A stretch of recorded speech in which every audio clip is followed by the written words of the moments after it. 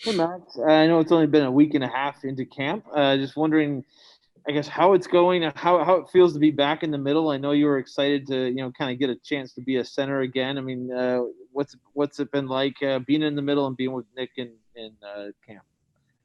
Yeah, it's been a lot of fun. Obviously, it's been a short camp, but definitely got our work in. That's for sure. So it was fun. I think we're in a good spot to get one more skate in here and then start on the right foot forward. So we're all feeling good. I know our line is for sure.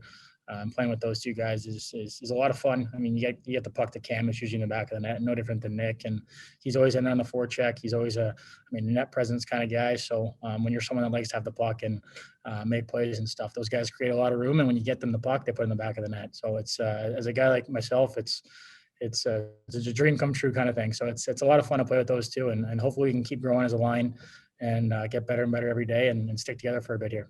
So that was, kind of building into my next one. It was you do feel like there is some good chemistry, growing between the three of you guys so far.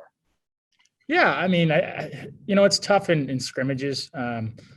Scrimmages are tough. It is what it is. I don't love them, to be honest. Playing against your own teammates, it's tough to kind of turn that switch on of compete level when you're against your own teammates. But that being said, I think the first game we were a little better than the second. Second, we were a little sloppy, not great defensively. But the first one we were zipping around a little bit, closing on some plays too down low. So definitely a lot of room for improvement. We've spent some time in practice the last couple of days too, of just working on getting to know each other's roots and habits and whatnot. And that just comes with time. You can't rush that. You can't force it. It eventually comes, and once it comes, it makes everything a lot easier. That's for sure. Are you a guy who sets individual goals for yourself within the team framework each year? My goal is to win a Stanley Cup and help this team win a Stanley Cup. That's all I really care about. And like I said, from the get go and day one, I think this is a great group, and just trying to help them out in any way I can. Thank you. All right. Next question goes to Aaron Porcelain. Thanks, Glenn. Thanks, Max. Max, what did they tell you they want from you on the power play? Have they given you any specific instructions? We need you to do X. No, I don't think that's how it really works in the power play. Is we need you to do X kind of thing, right? I mean, there's different positions out there. As of right now, I'm playing on one of the flanks and carrying the puck up on the break-ins and breakouts. So obviously, just to be confident and then poised with the puck, make some plays, and create some opportunities for the other guys on the ice. But also creating, scoring chances and shot attempts myself. Sometimes in the past, I've been known to maybe pass a little too much, and this year I'm going to really try and focus on getting the puck on net and making that simple play of just shooting the puck. And who knows, doesn't necessarily have to go in the first time, but the second and third time is where you see a lot of goals nowadays in the NHL, especially on the power play. Have you learned in your time in this league just the fine line that exists between a good power play and a not good power play? Yep. Yeah. It's almost impossible to say that your power play is going to be everyone's going to be on the same page for the entire year. 82 games is a long time. I know this year is shorter, but we'll just use a regular season analogy for now. There's going to be ups and downs, and it's a matter of working through things when you're kind of on the down, and when you're at the top, you just keep hitting the same thing. Keep it simple, and find the strengths of the power play and stick to that. You don't want to get the last thing you want is to have five individuals on different pages. So when we're all zipping the puck around, and as far as I know from what I've been experiencing so far, we're going to be a power play that works as a 5-man unit. And when you have that opportunity to shoot the puck, you're shooting it, and then everyone else is collapsing and trying to find that loose puck. And at the same time, if there is a loose puck in that corner, we have to get that thing back, and we got to work to get it. So a lot of people think, the power play is a time where those guys are just kind of out there going through the motions, whatever. No, that's the time where, obviously the penalty kill is a different story, but it's no different for the power play. We're on it 100% of the time. Your mind's going, and you got to be moving your feet and then getting on a loose puck and then making that play. And it's a gift to be able to be on the power play. It's a privilege, I think. And when you're out there, you better be giving it your all. And for that 1 minute you're out there, I think we have 2 units that can go at any given time. And whoever's hot's hot. But when you're out there, you're expected to do the job. So I think that's what we'll stick to. Say you were guilty of passing too much. Was that just trying to set other guys up? How did you get into that habit? Yeah, I'm sure you guys will. You can't change too much of who you are as a player. I've been like that since I was a little kid. I've already had conversations with the coaching staff, and obviously they've watched some video and playing against me. It's especially for a guy like Manny, who's a legend in this league as a goaltender and has done a great job with our two goalies right now. And I mean, we got the best tandem in the league as far as I'm concerned. And both those guys, if they start to realize that I'm going to be a pass first guy, it's much easier to play against that when you know he's going to pass the puck. So if you can establish that shot mentality and then all of a sudden your stuff opens up, that's how you kind of grow your game. So that's where I'm at personally for trying to understand that there's a right time to shoot, and a shot is definitely not a bad play ever.